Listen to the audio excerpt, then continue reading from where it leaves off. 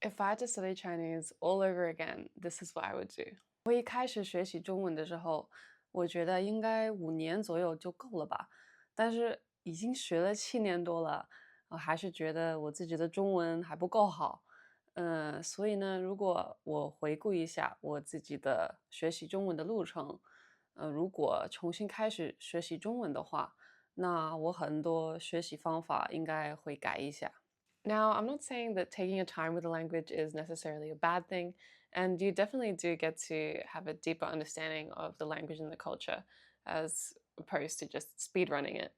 But on the other hand, with hindsight now and looking back on things, there are a lot of things that I would do differently to be able to achieve the same level of Chinese, but in a shorter amount of time. So, if I had to study Chinese all over again from scratch, the first thing that I would be focusing on is my pronunciation.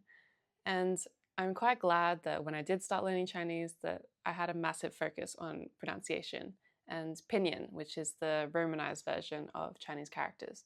The good thing is with pinyin is that there's a finite amount of syllables. So once you learn them all, that's it, you've got it. Unlike English, how there's so many different pronunciations for different letters. And if you have good pronunciation, very standard pronunciation, then a lot of people perceive you to have an even higher level of Chinese. So even if you don't know that many words, but your pronunciation is perfect, a lot of people will think that your Chinese is amazing.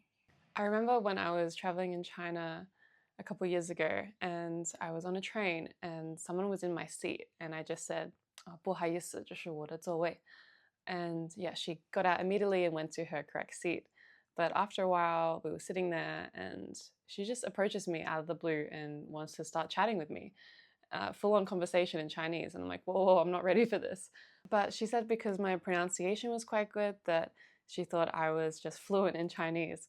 And, that's not necessarily the case. So it does give you a good impression if your pronunciation is good. But on the other hand, you will have to deal with the consequences. To perfect your pronunciation, I really recommend to follow the guidance from an actual native speaker. And also, there's a lot of videos online on YouTube about how exactly to position your tongue in your mouth to create those sounds in Chinese. Now, the only other thing that I'm quite grateful for myself for doing is actually learning characters quite early on. And the reason for this is because the Chinese language has a lot of homophones, which means that there's a lot of syllables with the same pronunciation but a different meaning. For example, the syllable fu. It can mean father, husband, clothing, and so many other different meanings that it's really important to distinguish these by learning the characters. What I wish I had done more, which really benefits you with learning characters, is to learn the radicals, or the bits and pieces that make up characters. And most of these radicals are actually ideographic representations of the thing in real life. So it does make a lot of sense to learn these, and then you'll have a better understanding of how characters are made up. Now, I can hear you asking, do I really have to learn the characters? Everyone nowadays, they just type on their phone, on the computer, and you don't really need to write by hand much nowadays. But to be honest, I think it's a really good skill to have, and it really does improve your reading as well, because now you can actually identify characters a lot more easily, and this way your reading will also improve.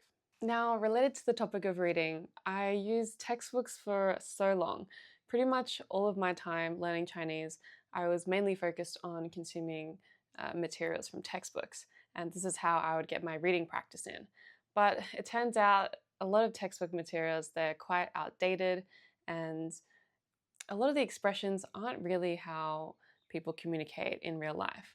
So if you have the opportunity to and the motivation, I would really encourage you to consume more native-like texts, even just graded readers, those materials that were designed for Chinese learners, even though they're not designed for actual Chinese native speakers to consume, but they still have more practical component rather than just some outdated textbook.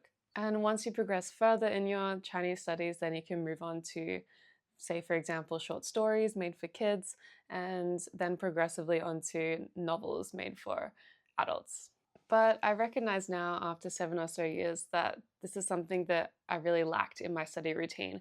And now I'm paying the consequences. I've got a quite slow reading speed. There's still a lot of words that are new to me.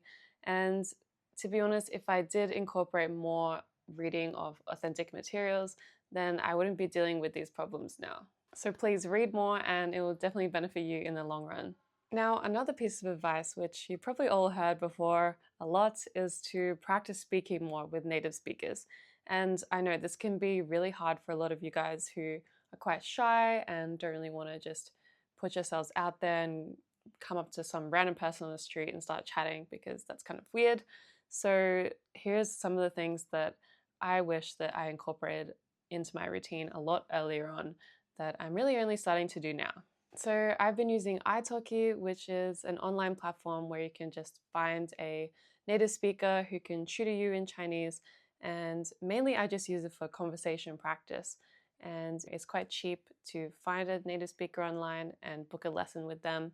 And I will leave the link below in the description if you want to look into that more. Another app that I've been obsessed with using is HelloTalk. And I've only just recently downloaded this one, but I'm literally obsessed. Like, you can just go into a random room with people there and just start chatting, and you can have some really interesting conversations.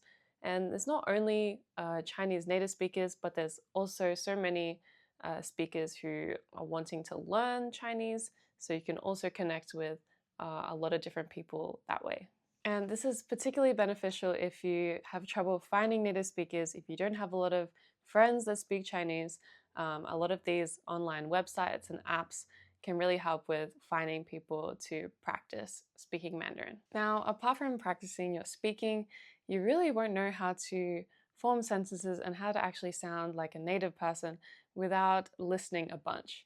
And when I started learning Chinese, I feel like I was mainly focused on reading. I did a lot of reading of textbooks, but to be honest, you really need that audio input to be able to come up with expressions that actual native speakers use. And at least now, I really try to incorporate a lot of listening practice into my everyday routine.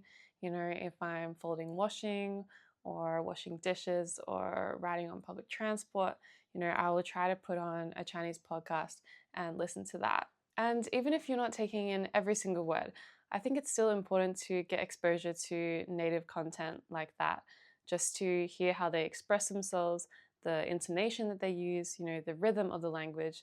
So all of these things, it just naturally seeps into your brain, and it does affect how you then form sentences and how you communicate. So currently I'm listening to 大叔中文 and 聊聊东西.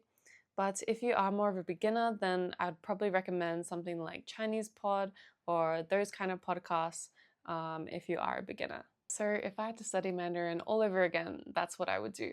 Perfect my pronunciation, learn characters early, including the radicals, read more native-like materials, practice speaking more on italki or HelloTalk, and also listening to Chinese podcasts.